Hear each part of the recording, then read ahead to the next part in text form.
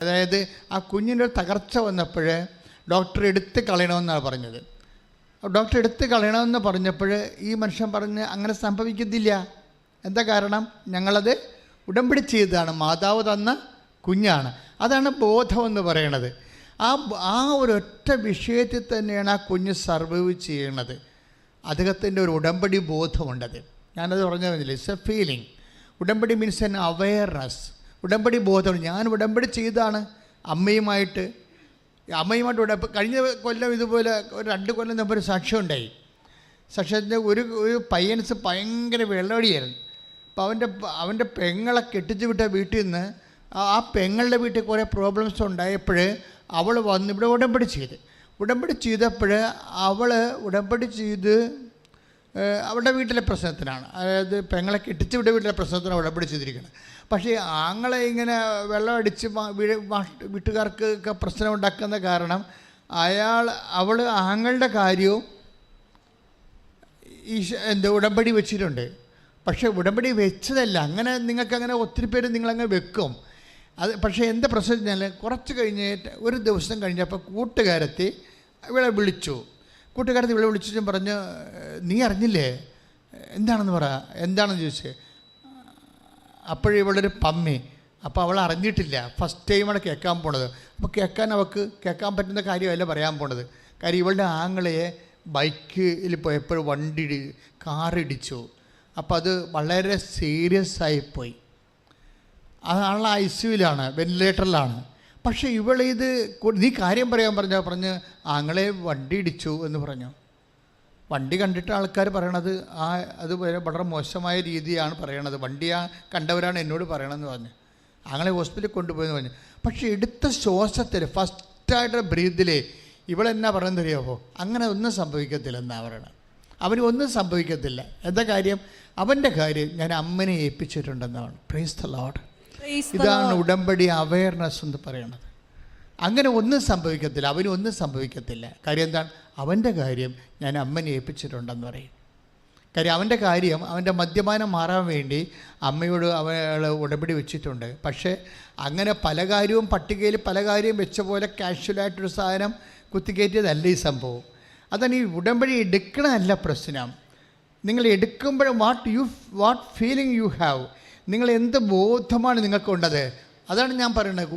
ഒക്കട്ടെ എന്ന് പറഞ്ഞ് ഇപ്പോൾ 5 കാര്യം 6 കാര്യം വെക്കാമല്ലോ, അതിലൊരു കാര്യം ഇതും കൂടി ആയിക്കോട്ടെ എന്ന് പറഞ്ഞ് അങ്ങനെ വെച്ചാൽ അങ്ങനെ വരുമ്പോൾ ഉണ്ടാകുന്ന പ്രോബ്ലം, നിങ്ങൾക്ക് ഒരു മുടന്തം വിശ്വാസത്തിലാണല്ലോ അത് ചെയ്യണത്.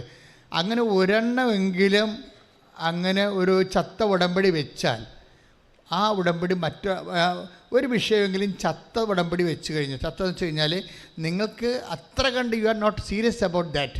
ആ വിഷയം നടന്നാൽ കൊള്ളാം, നടന്നില്ലെങ്കിലും കൊള്ളാം എന്ന് നിങ്ങൾ വെച്ചിരിക്കുകയാണ്. നടന്നേ മതിയാവൂ എന്നൊന്നുമില്ല.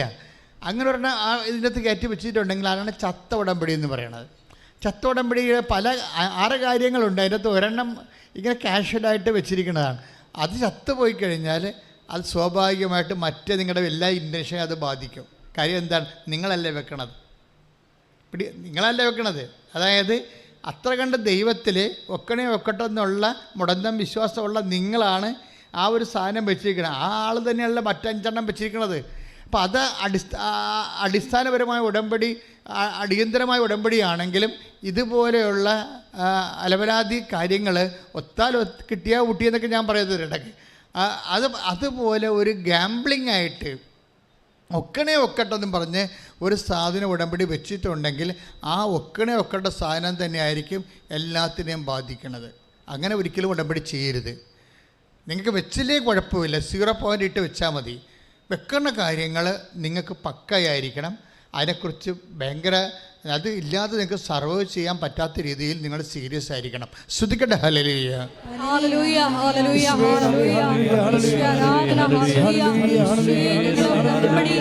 യോഗങ്ങൾ എഴുതുമ്പോൾ ആത്മാവിന്റെ വലിയ വഴിനടത്തലുകൾ ഉണ്ടാകുവാൻ വേണ്ടി ഞങ്ങൾ പ്രാർത്ഥിക്കുന്നു. ദൈവസ്നേഹത്താൽ നിറഞ്ഞ്, സഹോദര സ്നേഹത്താൽ നിറഞ്ഞ് ഉടമ്പടിയിൽ പ്രവേശിക്കുവാൻ ഈശോയെ ഉടമ്പടി ധ്യാനത്തിൽ പങ്കെടുത്ത് പ്രാർത്ഥിക്കുന്ന ഞങ്ങളെ അഭിഷേകം ചെയ്യണമേ എന്ന് പ്രാർത്ഥിക്കുന്നു. Hallelujah, hallelujah.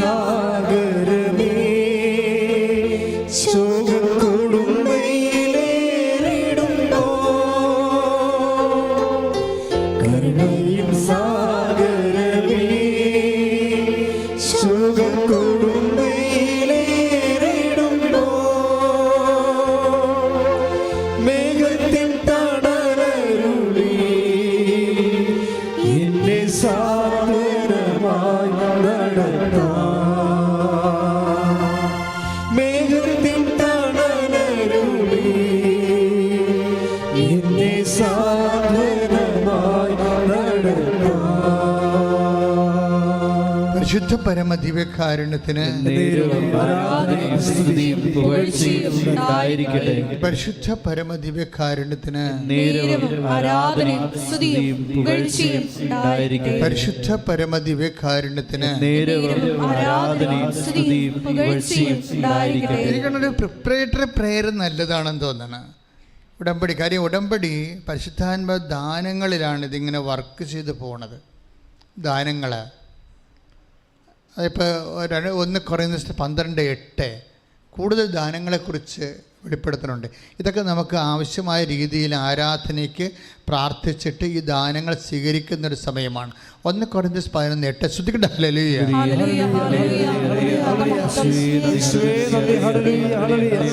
1 കൊറിന്തോസ് 12:8 ഒരേ ആത്മാവ് തന്നെ ഒരാൾക്ക് വിവേകത്തിന്റെ വചനവും എന്ന് പറഞ്ഞ ഒരേ ആത്മാവ് തന്നെ ഒരാൾക്ക് വിവേചനത്തിന്റെ വചനവും. നിങ്ങൾ ഒരു കാര്യം ചിന്തിക്കുമ്പോൾ തന്നെ അതിൽ പരിശുദ്ധാത്മാവോ ദുഷ്ടാത്മാവോ ലോകാത്മാവോ ഉണ്ടാകാം. ഒരു ഉടമ്പടി ഇരിക്കുന്ന വ്യക്തിക്ക് ലോകാത്മാവ് ഉണ്ടാകാൻ പാടില്ല. അപ്പം തന്നെ അത് വിവേചിക്കണം. ഉടനെ ഓട്ടോമാറ്റിക് വിവേചനം വരേണ്ടതാണ്. എന്താ പ്രശ്നം വെച്ചാൽ നിങ്ങൾ പറയുന്ന പല കാര്യങ്ങളിലും ലോകാത്മാവും ഉണ്ടാവും, ദുഷ്ടാത്മാവും ഉണ്ടാവും. ലോകാത്മാവ് എന്ന് വെച്ചാൽ വ്യക്തികൾക്ക് അഹങ്കാരം ഉണ്ടാവും. അഹങ്കാരം മൂത്ത വർത്തമാനങ്ങൾ നിങ്ങൾ പറഞ്ഞുകൊണ്ടിരിക്കുന്ന സംഭവം. ഇപ്പോൾ ഒരാൾ ഒരു കാര്യം പറഞ്ഞപ്പോൾ നിങ്ങൾ അതിനെ നിഷേധിച്ചുകൊണ്ട് വേറൊരു സംഭവം പറഞ്ഞു. അപ്പോൾ ഉടനെ ആത്മാവ് നിവേദിക്കണം, ഇത് നിൻ്റെ അഹങ്കാരമാണ്, നീ പറയണ അറിയാം, നിനക്ക് തെറ്റാണെന്നറിയാം, പക്ഷേ ഇവിടെ ജയിക്കാൻ വേണ്ടി ഒരു അഭ്യാസം കാണിക്കുകയാണ്. അതാണ് വിവേചനം. നിനക്ക് തന്നെ അറിയാം നീ പറയണത് പുട്ടത്തരമാണെന്നറിയാം, പക്ഷേ ഇവിടെ പിടിച്ചു നിൽക്കാൻ വേണ്ടി നീ ഒരു നമ്പർ കാണിക്കുകയാണ്. ദാറ്റ് മീൻസ് അതാണ് ഒരു വിവേചനമെന്ന് പറയുന്നത്. ഇത് ഓട്ടോമാറ്റിക്കായിട്ട് സംഭവിക്കണം. ആരും പറഞ്ഞു തരേണ്ട. ആ വിവേചനം ദാനമാണ്. ഈ ദാനങ്ങൾ ശക്തിപ്പെട്ടാൽ മാത്രമേ ഫലങ്ങൾ ഉണ്ടാകത്തുള്ളൂ. വരങ്ങളല്ല, ഫലങ്ങളെന്ന് പറയുമ്പോഴും ഇത് ഉടമ്പടിയുമായിട്ട് കണക്റ്റഡ് ആണ്. ശരിക്കും ഒന്ന് പ്രാർത്ഥിക്കുക. കർത്താവായ ദൈവമേ, പരിശുദ്ധ ഉടമ്പടി സത്യമായി ചെയ്യാൻ, സത്യസന്ധമായി നിറവേറ്റാൻ അതിൻ്റെ പ്രാഥമികമായ അടിത്തറയായ പരിശുദ്ധാത്മാ ദാനങ്ങളാൽ, അറിവിനാൽ, വിവേകത്താൽ, ജ്ഞാനത്താൽ, വിവേചനത്താൽ എന്നെ അഭിഷേകം ചെയ്യണം.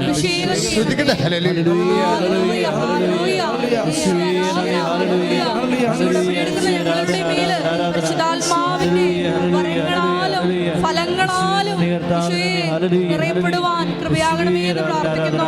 Hallelujah, hallelujah.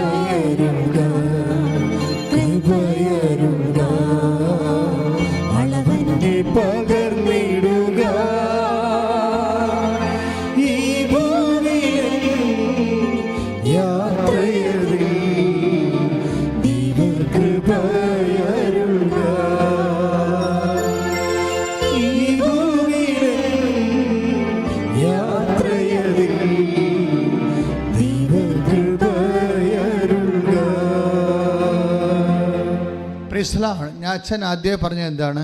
ഉടമ്പടി ഒരു അവെയർനെസ്സാണ്. ഒരു പക്ഷേ ഷാർപ്പ് ആൻഡ് സീരിയസ് അവെയർനെസ്സാണ്. സാധാരണ ഒരു ലോ ലെവലിലുള്ള ഓർഡിനറി അവെയർനെസ് അല്ല, ഷാർപ്പാണ്. കാര്യം ദൈവവുമായിട്ട് അതർ കക്ഷി ദൈവമാണ്. മനസ്സിലായില്ലേ? അതിൻ്റെ പ്രശ്നം വെച്ചപ്പോൾ നിങ്ങളുടെ വീട്ടിൽ ഒരാൾ വരുന്നെന്ന് വിചാരിച്ചോ. നിങ്ങളുടെ വീട്ടിൽ ഒരാൾ വരുന്നു, അയൽവാസി വരുന്നു. നമുക്കറിയാം അയൽവാസിയെക്കുറിച്ചുള്ള അവെയർനെസ്സിനെ കൊണ്ട്. അപ്പോൾ അതപ്പോൾ നിങ്ങൾ അടുക്കളയിൽ നിൽക്കുന്ന പട്ടത്തിന് നിൽക്കും. അവൾ എങ്ങനെ കറങ്ങി തിരിഞ്ഞ് അടുക്കളയിൽ വന്നോളൂ എന്ന് വിചാരിക്കും. അല്ലേ കറക്റ്റേ? ഏറ്റവും അടുപ്പമുള്ള കൂട്ടുകാരത്തിയാണെങ്കിൽ അങ്ങനെ ഒരു നമ്മൾ പിന്നെ അവിടെ. പക്ഷെ ആളെ കൂടി അതൊരു മിനിസ്റ്റർ ആകണമെന്നുണ്ടെങ്കിൽ നിങ്ങൾക്ക് എക്സൈറ്റ്മെൻറ്റായി. പിന്നെ നിങ്ങൾ വീടും കോലവും നമ്മുടെ ഡ്രസ്സുമൊക്കെ നിങ്ങൾ ശ്രദ്ധിച്ച് പിന്നെ ആകപ്പാട് പ്രശ്നമായി. ഒന്നെങ്കിൽ പറ്റാത്തതാണെങ്കിൽ നിങ്ങൾ ഒളിച്ചോടിക്കളയും, നാട് വിട്ടു പോകുന്നത്. ഇല്ല, അതായത് നിങ്ങൾക്ക് സ്വീകരിക്കാൻ പറ്റാത്ത നിങ്ങളുടെ ഇടം പോണ ഒരു അവസ്ഥയിലേക്കാണെന്നുകൊണ്ട് നിങ്ങൾ ആകപ്പാട് ചളിപ്പാവും, ചമ്മലാവും. ശരിക്കും ഇതിപ്പോൾ ആരാണ് ഉടമ്പടിയോട് വരുമ്പോൾ? ദൈവമാണ് അതർ സൈഡ് വരണത്. അതെൻ്റെ വിഷയം. ഷാർപ്പായിരിക്കണം എന്ന് പറഞ്ഞതിൻ്റെ കാര്യം അതാണ്. നമ്മൾ ഉടമ്പടി ചെയ്തിരിക്കുന്ന ആരുമായിട്ടാണ്? ഇതിൻ്റെ അകത്ത് ദൈവത്തിൻ്റെ ഒരു എളിമയെന്ന് പറയണത് അതാണല്ലോ ഇത് മുഴുവൻ വർക്കൗട്ട് ചെയ്യണത്. ദൈവം ഇത്രയും താഴ്ന്ന് നമ്മളുടെ ജീവിതാവസ്ഥകളിലേക്ക് വരാൻ ദൈവം ഒരു ഇടമുണ്ടാക്കിയത് കൊണ്ടാണ് നമ്മൾ രക്ഷപ്പെട്ടത്. അതുകൊണ്ടാണ് അത് ബൈബിളിൽ ആദ്യം മുതൽ പറയുന്ന സംഭവമാണ്. അവൻ പ്രകൃത്യാ ദൈവമായിരിക്കവേ ദൈവത്തോടുള്ള സമാനത മുറുകെ പിടിക്കേണ്ട കാര്യമായി പരിഗണിക്കാതെ ദാസനായി. അതുകൊണ്ട് സമാന്തരമായിട്ട് ദൈവമായിട്ടാണ് ഉടമ്പടി ചെയ്തിരിക്കുന്നത് കൊണ്ട് തന്നെ നമ്മളും ദാസൻ്റെ ലെവലിലേക്ക് റീസെറ്റ് ചെയ്യണം. ശരിക്കും എളിമ, വിനയം, വിശ്വസ്തത, കാര്യം ഇതെല്ലാം കുറേ ഗുണങ്ങളുണ്ട്. പരിശുദ്ധാത്മാവിൻ്റെ നിലവാരമുള്ള സാക്ഷ്യങ്ങളാണ് ഉടമ്പടി എന്ന് വരേണ്ടത്. അല്ല നിങ്ങൾ പറയുന്ന ലിറ്റിൽ സാക്ഷ്യം, ചെറിയ സാക്ഷ്യങ്ങളാണ്. ഇന്നലെ ഒരു ചേച്ചി ഇവിടെ ഒന്ന് സാക്ഷ്യം പറഞ്ഞു. അപ്പോൾ സാക്ഷ്യം എന്ന് പറയുമ്പോൾ ആ സാക്ഷ്യം തിരഞ്ഞെടുത്തൽ വന്ന മിസ്റ്റേക്കാണ്. സാക്ഷ്യം അത് ഉടമ്പടി സാക്ഷ്യം അല്ല. അത് ചുമ്മാ പൈപ്പിൻ്റെ ചവിട്ടിൽ നിന്ന് അങ്ങോട്ടും ഇങ്ങോട്ടും ചേച്ചിമാർക്ക് പറയാൻ പറ്റിയ എന്തൊരു സംഭവമാണ്. അതിങ്ങനെ നാണം കിട്ടുപോയി അത് കേട്ടപ്പോൾ. എന്ന് വെച്ച് കഴിഞ്ഞാൽ എന്താ സംഭവിച്ചത്? അവർ പറഞ്ഞ സാക്ഷ്യത്തിലേ ഉള്ളൂ. അവർക്ക് ജോലിയില്ലായിരുന്നു, അത് ചെറിയ ജോലിയാണ്. അപ്പോൾ ഭർത്താവിൻ്റെ ജോലി സ്ഥലത്ത് ആ കെട്ടിടത്തിൽ തന്നെ അവർക്ക് ജോലി കിട്ടി. പിന്നെ അവരെന്താ പറഞ്ഞതെന്ന് വെച്ച് കഴിഞ്ഞാൽ 3 ഓപ്പറേഷൻ ഭർത്താവിന് ഒരുമിച്ച് വന്നു. അപ്പോൾ അത് ഒരുമിച്ച് 3 ചെയ്യണമെന്ന് ഞങ്ങൾ ഡോക്ടറിനോട് പറഞ്ഞപ്പോൾ 3 ചെയ്യാമെന്ന് ഡോക്ടർ ഏറ്റു. അപ്പോൾ ഞങ്ങളുടെ പൈസ ചോദിച്ചപ്പോൾ ഡോക്ടർ ഓപ്പറേഷൻ കഴിഞ്ഞിട്ട് ബില്ല് വന്നപ്പോൾ ഞങ്ങളുടെ കാശില്ലാഞ്ഞ് എന്ത് വിഡ്ഢിത്തരമാണ്. 3 ഓപ്പറേഷൻ ചെയ്യണമെന്ന് ഇവർ അങ്ങോട്ട് പറഞ്ഞിരിക്കുകയാണ്. അത് 3 ചെയ്യാമെന്ന് ആശുപത്രിക്കാർ പറഞ്ഞിരിക്കുകയാണ്. ബില്ല് വന്നപ്പോൾ കാശില്ലെന്ന് കൊടുക്കാൻ. ഇങ്ങനെയൊക്കെയുള്ള വിഡ്ഢിത്തരങ്ങളൊക്കെ വന്ന് ഇവിടെ ഇന്നലെ പറഞ്ഞതാണ്. എനിക്കാണെങ്കിൽ ഞാൻ അവ പിടിച്ചു ചേർത്ത് ശരിക്കും പുച്ഛായി വിട്ടത്. വെച്ചാൽ അതെന്താ പ്രശ്നം? നിങ്ങൾക്ക് ഉടമ്പടിയെക്കുറിച്ച് വ്യക്തതയില്ലെങ്കിൽ ഇതുപോലെയുള്ള കിണറ്റിൻ ചവിട്ടി പറയാൻ പറ്റിയ പെൺവർത്തമാനങ്ങളായി സാക്ഷ്യം അധപ്പതിക്കും. അതാണ് പ്രശ്നം. അതുകൊണ്ടാണ് ഞാൻ നിങ്ങളോട് ഉടമ്പടിയുടെ റെലം പറയണത്. എൻ്റെ കാര്യം ഉടമ്പടി എന്ന് പറഞ്ഞാൽ അതിനൊരു വേറെ ഒരു ലെവൽ പ്രാർത്ഥനയാണത്. അതുകൊണ്ടാ വെച്ചാൽ നമുക്കറിയാമല്ലോ, മെറിറ്റ് ആൻഡ് ഡീമെറിറ്റ്സ് ആയിട്ടാണ് ദൈവം ലോകത്തിലുള്ള എല്ലാം തിരിച്ചിരിക്കുന്നത്. മെറിറ്റ് ഉണ്ടെങ്കിൽ തീർച്ചയായിട്ടും നമുക്ക് ഉടമ്പടി ചെയ്യേണ്ട കാര്യമില്ല. മെറിറ്റ് ആൻഡ് ഡീമെറിറ്റ്സ് ബൈബിൾ വിഷയങ്ങളെ തിരിക്കണത് മെറിറ്റ് ആൻഡ് ഡീമെറിറ്റ്സ് ആയിട്ടാണ്. എന്ന് വെച്ച് കഴിഞ്ഞാൽ യോഗ്യതയും അയോഗ്യതയും. ആ വിഷയത്തിന് അയോഗ്യമാണെങ്കിൽ മാത്രമേ നിങ്ങൾ ഉടമ്പടി ചെയ്യേണ്ട കാര്യമുള്ളൂ. യോഗ്യമാണെങ്കിൽ ചുമ്മാ ബ്ലെസ്സിങ്സിൻ്റെ ആവശ്യമേ ഉള്ളൂ. അത് ഉടമ്പടി ആവശ്യമില്ല. അതൊന്ന് വേന കൂടിയാൽ, ജവമാല ചെല്ലിയാൽ, വീട്ടിലിരുന്ന് വേറെ എന്ത് പ്രാർത്ഥന കൂടിയാലും മതി. കുറഞ്ഞമായും പറഞ്ഞ മനസ്സിലായല്ലേ? അത് വളരെ സീരിയസ് വിഷയമാണ്. അതായത് ബൈബിൾ വിഷയങ്ങളെ തിരിക്കുന്ന 2ആയിട്ടാണ്, മെറിറ്റ്സ് ആൻഡ് ഡീമെറിറ്റ്സ്. എന്ന് വെച്ച് കഴിഞ്ഞാൽ നിങ്ങൾക്ക് യോഗ്യതയുള്ള വിഷയം, നിങ്ങൾക്ക് യോഗ്യതയില്ലാത്ത വിഷയം. ഇപ്പോൾ നിങ്ങളിപ്പോൾ ഡോക്ടർ പറയണ ഇത് ഓപ്പറേഷൻ ചെയ്യാൻ പറ്റത്തില്ല. ഇപ്പോൾ കഴിഞ്ഞ ദിവസങ്ങളിൽ ടോം ഫിലിപ്പ് എന്നും പറഞ്ഞ ഒരു മകൻ്റെ സാക്ഷ്യം ഉണ്ടായിരുന്നു. ടോം ഫിലിപ്പിന് കുറച്ച് നാളായിട്ട് മക്കളില്ല. പിന്നെ മക്കളെ കിട്ടിയപ്പോൾ അയാൾക്ക് ഭയങ്കര സന്തോഷമായി. 2 മക്കളെ കിട്ടി ഒരുമിച്ച്. പെട്ടെന്ന് വൈഫ് പ്രഗ്നൻ്റ് ആയപ്പോൾ ഉടമ്പടി എടുത്തു കഴിഞ്ഞ് സംഭവിച്ചതാണ്. അപ്പോൾ അത് കഴിഞ്ഞിട്ടാണ് ഇവർ ഉടമ്പടി എടുത്തിരിക്കുന്നത്. അതായത് ഈ മക്കളില്ലായിരുന്നിട്ട് അവർക്ക് പെട്ടെന്ന് ഒരു 3 കൊല്ലം കഴിഞ്ഞപ്പോൾ അവർക്ക് മക്കളെ കിട്ടിയപ്പോൾ പെട്ടെന്ന് ഒരു ഗർഭപാത്രത്തിൽ 2 കുഞ്ഞുങ്ങൾ ഇവർക്ക് നല്ല പക്ക സന്തോഷമായി. അപ്പോഴവരങ്ങനെ ജീവിച്ച് വരുന്ന സമയത്ത് പെട്ടെന്ന് ഒരു കുഞ്ഞ് വയറ്റിൽ കിടന്ന് മരിച്ചുപോയി കഴിഞ്ഞപ്പോൾ പിന്നെ അതവിടെ മരിച്ച് കിടക്കുകയാണ്. മറ്റേ കുഞ്ഞ് അവിടെ ജീവിച്ചിരിപ്പുണ്ട് ഗർഭപാത്രത്തിൽ. അതാണ് ടോം ഫിലിപ്പിൻ്റെ സാക്ഷ്യം. എരിമേലിക്കാരനാണ്. അപ്പോഴേ കുറച്ച് കഴിഞ്ഞപ്പോൾ ഒരു കുട്ടി മരിച്ചു പോയത് ഇവർ ഡോക്ടർ പറഞ്ഞു. അപ്പോഴേ ഇവർക്ക് ഭയങ്കര സങ്കടമായിപ്പോയി. അപ്പം സങ്കടമല്ല പ്രശ്നം, ഈ മരിച്ച കുഞ്ഞ് വയറ്റിൽ കിടക്കുകയാണ്. മറ്റേ കുഞ്ഞ് അവിടെ ജീവിച്ചിരിപ്പുണ്ട്. വൈദ്യശാസ്ത്രം എന്ത് പറയും? ഡോക്ടർ പറഞ്ഞു, ഈ കുട്ടി മരിച്ചില്ലേ, മറ്റേ കുഞ്ഞ് മരിച്ചില്ലേ. അപ്പോൾ സ്വാഭാവികമായിട്ട് കുറച്ച് കഴിയുമ്പോൾ ആ മരിച്ച കുഞ്ഞിൻ്റെ ബ്ലഡ് 2 ഒരേ സർക്കുലേഷനാണല്ലോ. ആ ബ്ലഡ് മോശം ബ്ലഡല്ലേ, അത് ചത്ത കൊച്ചിൻ്റെ ബ്ലഡ് ഈ കുട്ടിയിലേക്ക് പ്രവേശിക്കാൻ സാധ്യതയുണ്ട്. അപ്പം അങ്ങനെ വരുമ്പോൾ ഈ കുട്ടി ചിലപ്പോൾ ബ്രെയിനായിട്ട് ഓർമ്മ ഈ തലവിലെ പിള്ളേർ, അതുപോലെ തന്നെ ഓർമ്മയില്ലാത്ത കുട്ടികൾ, സംസാരിക്കാൻ ശേഷിയില്ലാത്തത്, ആന്തരിക അവയവങ്ങൾ ഡാമേജായ കുട്ടിയായിട്ടായിരിക്കും അടുത്ത രണ്ടാമത്തെ കുഞ്ഞും ഇപ്പം ഒന്നെങ്കിൽ മരിക്കും, പുറത്ത് വരികയാണെങ്കിൽ അതിന് അംഗവൈകല്യങ്ങളും പല പ്രശ്നങ്ങളും ഉണ്ടാകുമെന്ന് പറയും. അപ്പോഴേ ഈ ടോം ഫിലിപ്പ് എന്നാ ചെയ്തിരിക്കണത്, അദ്ദേഹം അപ്പോഴാണ് വന്ന് ഉടമ്പടി ചെയ്യണത്. കാര്യം ഒരു കുഞ്ഞ് മരിച്ചുപോയി, ഭാര്യയുടെ വയറ്റിൽ കിടപ്പുണ്ട്. അപ്പോൾ അടുത്ത കുഞ്ഞ് ഓപ്പറേറ്റ് ചെയ്ത് മാറ്റണമെന്നാണ് ഡോക്ടർ പറയണത്. ഓപ്പറേറ്റ് ചെയ്ത് മാറ്റണമെന്നാണ് പറയണത്. അപ്പം അങ്ങനെ മാറ്റുമ്പോൾ പിന്നീട് ഗർഭം ധരിക്കണമൊക്കെ കുറച്ച് കോംപ്ലിക്കേറ്റഡ് വിഷയമാണ്. അപ്പോൾ ഇവിടെ ഈ മനുഷ്യനെ ഉടമ്പടി ചെയ്ത് കഴിഞ്ഞപ്പോൾ അദ്ദേഹം എന്നെ വന്ന് ഈ എമർജൻസി കേസ് ഞാൻ കാണുമല്ലോ, അതെന്താ കാരണം ഇതാണ്, ഇതുപോലുള്ള കേസ് പറഞ്ഞുകൊണ്ടാണ്. അപ്പോൾ എന്നോട് പറഞ്ഞു എന്നാ ചെയ്യണമെന്ന് വെച്ചാൽ അതിനെ കുഞ്ഞ് ഡോക്ടർ പറഞ്ഞത് അതിനെക്കൂടി എടുത്ത് കളയണമെന്നാണ് പറഞ്ഞത്, അല്ലെങ്കിൽ ആ ചത്ത കൊച്ചിൻ്റെ ബ്ലഡ് ഇങ്ങോട്ട് കയറാൻ സാധ്യതയുണ്ട്, അങ്ങനെയെങ്കിൽ ഇത് ഈ കുട്ടി കൊളാപ്സായി പോകും, വൈഫിനും കുഴപ്പമുണ്ടാകും എന്നൊക്കെയാണ് പറയണത്. അപ്പം ഞാനത് ഉടനെ ഉടമ്പടി എടുത്ത് കഴിച്ചിട്ടല്ലേ കാണുന്നത്. അപ്പം ഞാൻ ഉടനെ ഞാൻ കൂളായിട്ട് പറഞ്ഞു ഉടമ്പടി തൈലം വയറ്റി പുരട്ടി കൊടുക്കാൻ പറഞ്ഞു. അത്രയേ ഉള്ളൂ, വേറെ ഒരു സൊല്യൂഷനും ഇല്ല. ഉടമ്പടി തൈലം ഭാര്യയുടെ അടിവയറ്റിൽ പുരട്ടി കൊടുക്കാൻ പറഞ്ഞു. കുറിച്ചിട്ട് വിശ്വാസപ്രമാണം പുരട്ടി കൊടുക്കാൻ പറഞ്ഞു. That's okay. അല്ലെങ്കിൽ ഞാൻ എടുത്ത് കളയണമെന്ന് ഞാൻ പറഞ്ഞില്ല. അല്ലെങ്കിൽ എനിക്ക് വേണേൽ പറയാം, ഡോക്ടർ പറയണ പോലെ ചെയ്യാൻ പറയാം. അപ്പോൾ കർത്താവ് എന്നെ പിടിക്കും, പിന്നെ നിന്നെ എന്തിനാണ് ഇവിടെ വെച്ചിരിക്കണമെന്ന് ചോദിക്കും. അതിലെ പ്രശ്നം. നിനക്ക് വിശ്വാസമില്ലാത്ത ഉടമ്പടി തൈലം നീ എന്തിനാണ് ജനങ്ങൾക്ക് കൊടുക്കണമെന്ന് ചോദിക്കും. അതാണ് പ്രശ്നം. അപ്പം ഞാൻ അല്പം സംശയമില്ല പറഞ്ഞു, ഒരു കുഴപ്പമില്ല, ആ കുട്ടി മരിക്കത്തില്ല. കുട്ടിയെ കർത്താവിൻ്റെ ഉടമസ്ഥയിലേൽപ്പിക്കണം. നീ ഉടമ്പടി തൈലം എടുത്ത് വിശ്വാസ പ്രമാണം ചൊല്ലിയിട്ട് നീ വൈഫിൻ്റെ അടിവയറ്റ് തേച്ച് കൊടുക്കാൻ പറയും. അതോടുകൂടി ആ കുട്ടി രക്ഷപ്പെട്ട്, ആ കുട്ടിയെ കൊണ്ടാണ് അയാൾ സാക്ഷ്യം പറയാൻ വന്നിരിക്കണത്. പക്ഷേ എന്താ പ്രശ്നം വെച്ച് കഴിഞ്ഞാൽ, ഒരു ഇഷ്യൂ ഉണ്ടാകുമ്പോൾ നമ്മൾ എന്ത് നിലപാടെടുക്കുന്നു എന്നുള്ളതാണ് നമ്മുടെ ഉടമ്പടി ലെവലെന്ന് പറയണത്. ഉടമ്പടി എന്ന് പറയണത് അതിൽ നേർച്ച വസ്തുക്കൾ പ്രവർത്തിക്കണം മാത്രമല്ല, അത് ഇപ്പം നിങ്ങൾ ഒരു ജനറേറ്റർ, ഇപ്പം നമ്മൾ ഈ കറക്ക് സ്റ്റാർട്ടാക്കണ ഒരു ജനറേറ്റർ ഇല്ലേ, ആ ജനറേറ്റർ കൊണ്ടുവന്ന് വെച്ചിരിക്കുകയാണ്. അപ്പോൾ ജനറേറ്ററിന് നമുക്ക് വേണമെങ്കിൽ ഒരു 30,000 വാട്ട് വർക്ക് ചെയ്യുന്ന ജനറേറ്ററാണെന്ന് വിചാരിച്ചോ. അത് നല്ല ജനറേറ്ററൊക്കെയാണ്. പക്ഷേ കറക്റ്റ് സ്റ്റാർട്ട് ചെയ്യാനുള്ള അത് ആളിനില്ലെങ്കിൽ എന്ത് പറ്റും? ഇത് വർക്കൗട്ട് ചെയ്യത്തില്ല. ഇത് നല്ല വാട്ടുള്ള ജനറേറ്ററാണ്, ഇതിന് 10 ലക്ഷം രൂപയാണെന്നൊക്കെ പറഞ്ഞിട്ട് കാര്യമില്ല. ഇത് കറക്റ്റ് സ്റ്റാർട്ട് ചെയ്യണത് ആരാണ്? അവന് ആരോഗ്യം വേണം ഇല്ലേ? ഉടമ്പടി എടുക്കാൻ അതിൻ്റേതായിട്ടുള്ള ഒരു ആരോഗ്യം ഉണ്ടാകണം, ആത്മീയ ആരോഗ്യം. അത് പ്രശ്നമാണ്. ഉടമ്പടി എടുക്കുമ്പോൾ അതിനൊരു നിലപാടുണ്ട്. ഇപ്പം ഞാനെന്താ പറഞ്ഞത്, ഒരു കുഴപ്പമില്ല, ഡോക്ടർ പറഞ്ഞ് എടുത്ത് കളയണം, അല്ലെങ്കിൽ മോശം ബ്ലഡ് കയറിയിട്ട് കുട്ടിയുടെ ആന്തരിക അവയവങ്ങൾ ദ്രവിച്ചു പോകും, അത് കുട്ടിക്ക് ഓർമ്മ ഉണ്ടാകത്തില്ല, പിന്നെ കുറച്ച് കഴിയുമ്പോൾ കൊച്ചു ചിലപ്പോൾ ചത്തുപോയെന്ന് വരുമെന്ന്. അപ്പോൾ ഞാൻ പറയും, നീ ഉടമ്പടി തൈലം കൊണ്ട് ഈ വിശ്വാസ പ്രമാണം ചൊല്ലി ഭാര്യയുടെ അടിവയറ്റി പെട്ടി കൊടുക്കാൻ പറയും. പക്ഷേ ഈ ടോം ഫിലിപ്പിനെ സംബന്ധിച്ചിടത്തോളം ആരോഗ്യമുണ്ട്. ഞാൻ പറയുമ്പോൾ പിന്നെ സെക്കൻഡ് ഒപ്പീനിയൻ അയാൾ പോണില്ല.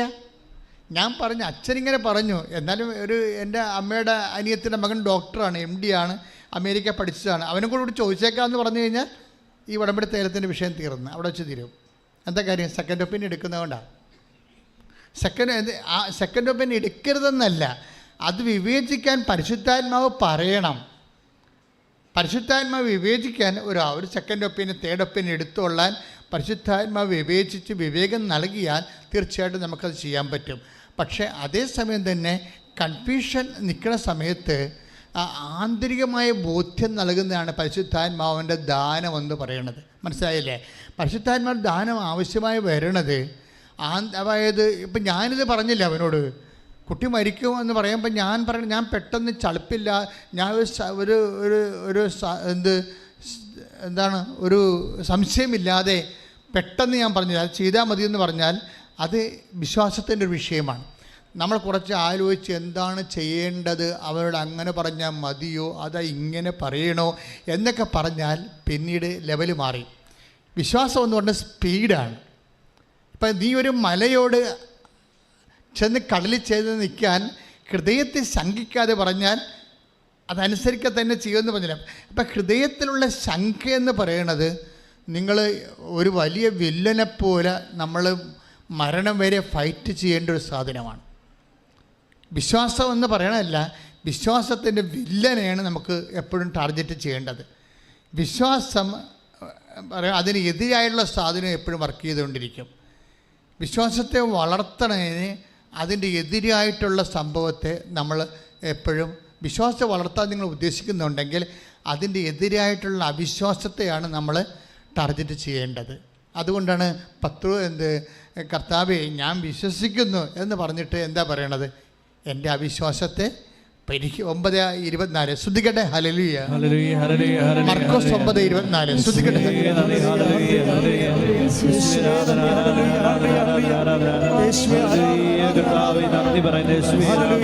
9:24 ഉടനെ കുട്ടിയുടെ പിതാവ് വിളിച്ചു പറഞ്ഞു, ഞാൻ വിശ്വസിക്കുന്നു, എൻ്റെ അവിശ്വാസം പരിഹരിച്ച് എന്നെ സഹായിക്കണമേ. ഇവിടെ പറഞ്ഞ ഒരു കുട്ടിയുടെ അപ്പൻ കുട്ടി അസുഖമായി കിടക്കുമ്പോൾ ഈശോയുടെ അടുത്ത് വരണതാണ്. അവന് പിശാചബാധ എന്താ പ്രശ്നമാണ്. അപ്പോൾ ഈശോ പറയുമ്പോൾ നീ ഇത് വിശ്വസിക്കുമോ, എനിക്കത് ചെയ്യാൻ കഴിയുമെന്ന് നീ വിശ്വസിക്കുന്നുവോ? അവൻ പറഞ്ഞു ഓക്കെ, ഞാൻ വിശ്വസിക്കുന്നു എന്ന് പറയുമ്പോൾ അവന് തോന്നും ഞാൻ പൂർണ്ണമായിട്ട് വിശ്വസിക്കുന്നുണ്ടോ എന്ന് അവയൊക്കെ സംശയം. പക്ഷെ ആ സംശയത്തിന് അയാൾ അഡ്രസ്സ് ചെയ്യുന്നുണ്ട്. അയാൾ എന്താ പറയണത്? മർക്കോസ് 9:24 ഞാൻ വിശ്വസിക്കുന്നു, എൻ്റെ അവിശ്വാസം പരിഹരിച്ച്. എൻ്റെ ഒന്ന് പറഞ്ഞ എൻ്റെ അവിശ്വാസം പരിഹരിച്ച് എന്നെ സഹായിക്കണമേ. വില്ലൻ, വിശ്വാസത്തിൻ്റെ വില്ലൻ ആരാണ്? സംശയമാണ്. അതിന് വിളിക്കുന്ന പേരെന്താണ്?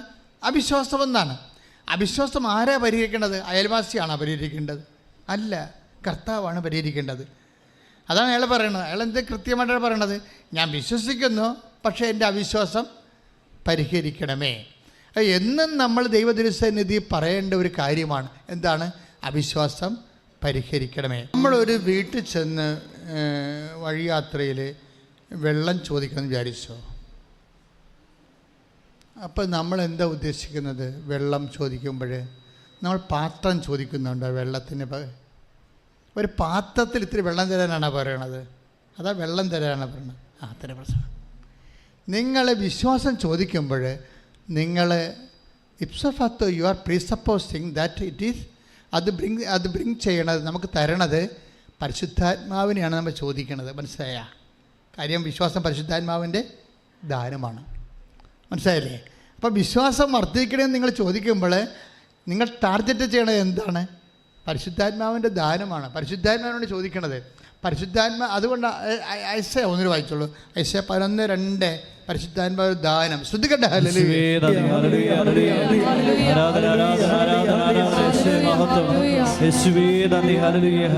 യേശയ്യ 11:2 ജ്ഞാനത്തിൻ്റെയും വിവേകത്തിൻ്റെയും ആത്മാവ്, ഉപദേശത്തിൻ്റെയും ശക്തിയുടെയും ആത്മാവ്, അറിവിൻ്റെയും ദൈവഭക്തിയുടെയും ആത്മാവ്.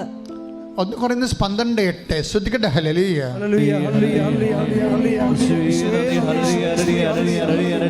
1 Corinthians 12:8 ഒരേ ആത്മാവ് തന്നെ ഒരാൾക്ക് വിവേകത്തിൻ്റെ വചനവും മറ്റൊരാൾക്ക് ജ്ഞാനത്തിൻ്റെ വചനവും നൽകുന്നു.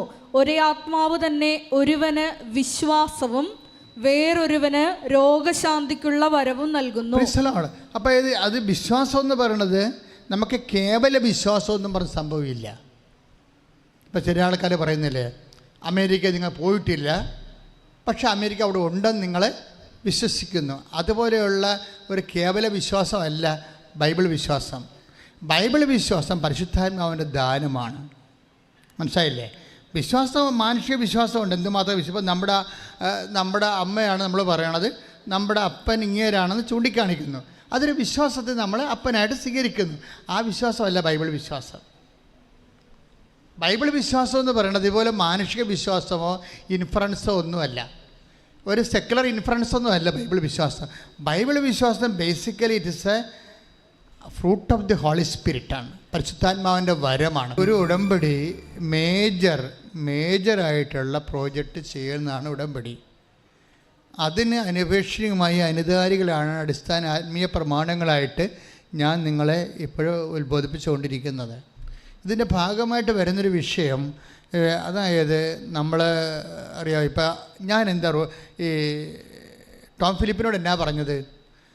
കുഞ്ഞ് മരിക്കത്തില്ല, നീ ഭാര്യയുടെ അടിവയറ്റിൽ കൊണ്ടുപോയിട്ട് ഇത് വിശ്വാസപ്രമാണം ചൊല്ലിയിട്ട് ഉടമ്പടി തൈലം കുരിശ് വരച്ച് കുഞ്ഞിനെ ഈശോയ്ക്ക് ഉടമപ്പെടുത്താൻ പറഞ്ഞിരിക്കുകയാണ്.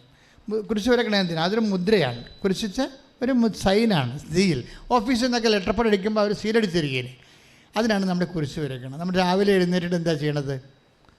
പ്രത്യക്ഷീകരണ പ്രാർത്ഥനയ്ക്ക് നമ്മൾ കൈയും കാലും കഴുകി ഫ്രഷായിട്ട് വന്നിട്ട് പ്രത്യക്ഷീകരണ പ്രാർത്ഥന തുടങ്ങുമ്പോൾ നമ്മൾ എന്താ ചെയ്യണത്? ഉടമ്പടി തൈലം എടുത്തിട്ട് കുരിശ് വരക്കും. എന്തിനാണ് ഉടമ്പടി തൈലം എടുത്ത് കുരിശ് വരക്കണത്? കുരിശ് വരക്കുമ്പോൾ നമ്മൾ അറിയണം ഇതിനെക്കുറിച്ച്. അറിഞ്ഞില്ലെങ്കിൽ നമ്മളെ പൂച്ചമാത പോലെ എന്തെങ്കിലും കാണിച്ചു കൊടുക്കും. ഇങ്ങനെ അതാണ് നിങ്ങൾക്ക് ചില ആൾക്കാർക്കെങ്കിൽ ഈ കൾട്ടിക്കായിട്ട് ചെയ്ത് കളയും, ടെക്നിക്കലായിട്ട് ചെയ്ത് കളയും. ഉടമ്പടി തൈലം എടുത്ത് എന്നൊക്കെ പറഞ്ഞു ഉറക്കപ്പിച്ച് എന്തെങ്കിലും കാണിച്ച് കൂട്ടും. പിച്ചുമ്പയും പറഞ്ഞ പോലെ തന്നെ മറ്റൊരു പരിപാടി കാണിക്കും. അങ്ങനെ കാണിച്ചത് വർക്കൗട്ട് ചെയ്യത്തില്ല. നമ്മൾ ഇതിനെക്കുറിച്ചൊരു അവബോധം ഉണ്ടാകണം. ആചാരത്തിന് അർത്ഥം അറിഞ്ഞില്ലെങ്കിൽ അനാചാരമായിട്ട് മാറും. അനാചാരമൊന്നും സാധനമില്ലേ? അത് അനാചാരം എന്ന് പറഞ്ഞാൽ എന്താണ്? അർത്ഥം അറിയാതെ ആചാരം ചെയ്യുമ്പോഴാണ് അത് അനാചാരമായി മാറുന്നത്.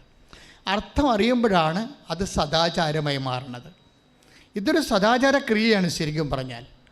എന്ന് വെച്ച് കഴിഞ്ഞാൽ നമ്മളിപ്പോൾ ഉടമ്പടി തൈലം എടുത്തിട്ട് നെറ്റിക്ക് കുരിശ് വരക്കും. തലയിൽ കുരിശ് വരച്ചാൽ പിന്നെ ഈ ഹോൾ ബോഡി, നമ്മുടെ ചിന്തകൾ, വികാരങ്ങൾ, വർക്കുകൾ, ആ ദിവസത്തെ മുഴുവൻ ഇടപാടുകളെല്ലാം ദൈവത്തിന് ഞാൻ മുദ്ര വെക്കുന്നു. കർത്താവിനെ ഞാൻ ഉടമപ്പെടുത്തുന്നു. എന്താ കാര്യം? ഇത് ഐ വിൽ അതായത് ഇപ്പോൾ 92-ാമത്തെ സങ്കീർത്തനം 10-ാമത്തെ വാക്യം, I will anoint you with the purest oil. അതാണ് സംഭവം. അതിൻ്റെ ഉടമ്പടി ആ വാക്കിൽ നിന്നാണ് ഉടമ്പടി തൈലം ഉണ്ടാകണത്. ഞാൻ നിന്നെ എന്ത് ചെയ്യുമെന്നാണ്? ശുദ്ധമായ തൈലത്താൽ അനോയിൻറ്റ് ചെയ്യും. എന്തിനാണ് അങ്ങനെ അനോയിൻറ്റ് ചെയ്യണത്?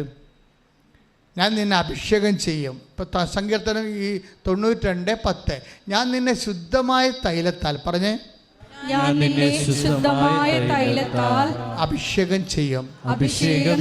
എന്തിനാണ് അങ്ങനെ തൈലം കൊണ്ട് അഭിഷേകം ചെയ്യുന്നതിൻ്റെ ഉദ്ദേശം എന്താണ്? ആ ആചാരത്തിൻ്റെ അർത്ഥം എന്താണ്? അതിൻ്റെ താഴെ എഴുതിയിട്ടുണ്ട്, I will give you the wild or strength. അതാണ് അത് ഇംഗ്ലീഷ് കിടക്കണത്. എന്ന് വെച്ച് കഴിഞ്ഞാൽ എന്തിനാണ് നിങ്ങൾ അനുഭവം ചെയ്യണത്? ഞാൻ നിനക്ക് കാട്ടുപോത്തിൻ്റെ ശക്തി നൽകും. മനസ്സിലായില്ലേ? ഞാൻ നിനക്ക്, നമ്മുടെ ബലഹീനതമായൊരു കാലത്തിൽ നമ്മൾ ഉടമ്പടി ചെയ്യണത് ഇല്ലേ? അപ്പം നമുക്ക് എന്താ വേണ്ടത്? ശക്തിയാണ് വേണ്ടത്. ഈ ശക്തി നേടാൻ വേണ്ടി ദൈവത്തിൻ്റെ വാഗ്ദാനമുണ്ട്. ഐ വിൽ ഗിവ് യു എന്നാണ്. നമുക്കറിയാമല്ലോ 8810 വാഗ്ദാനങ്ങളാണ് ദൈവത്തിലുള്ളത്. ഈ വാഗ്ദാനങ്ങൾ പ്രാപിക്കുന്ന ഒറ്റ സിംഗിൾ ആപ്പാണ് ഉടമ്പടി എന്ന് പറയുന്നത്. ആ ഉടമ്പടി എല്ലാം വാഗ്ദാനങ്ങളാണ്. അതിലൊരു വാഗ്ദാനമാണ് I will anoint you with the purest oil. ഞാൻ നിന്നെ ശുദ്ധമായ തൈലത്താൽ അഭിഷേകം ചെയ്തു. എന്തിനാണ് അഭിഷേകം ചെയ്യണത്? I will. ഇപ്പം നമ്മൾ എണ്ണ തേക്കത്തില്ലേ? ചില ആൾക്കാർ കുഴമ്പ് തേക്കും നീര് പോകാൻ വേണ്ടി അല്ലേ? ചിലർ തലയിൽ എണ്ണ തേക്കും. എന്തിനാണ്? തല തണുക്കാൻ വേണ്ടി. തല തണുക്കാനും നീര് പോകാൻ വേണ്ടിയാണ് ഉടമ്പടി തൈലം തേക്കണത്? അല്ല. ഇത് basically it is meant four empowering. നമ്മൾ പവർ, അതായത് നമ്മൾ ഒറ്റക്കല്ല. ഇന്ന് മുതൽ ഞാൻ ഉടമ്പടി ചെയ്ത ദൈവം കൂടി എൻ്റെ കൂടെ ഉണ്ട്. ഞാൻ ശക്തനാണ്. കൈയടിച്ച് കർത്താൻ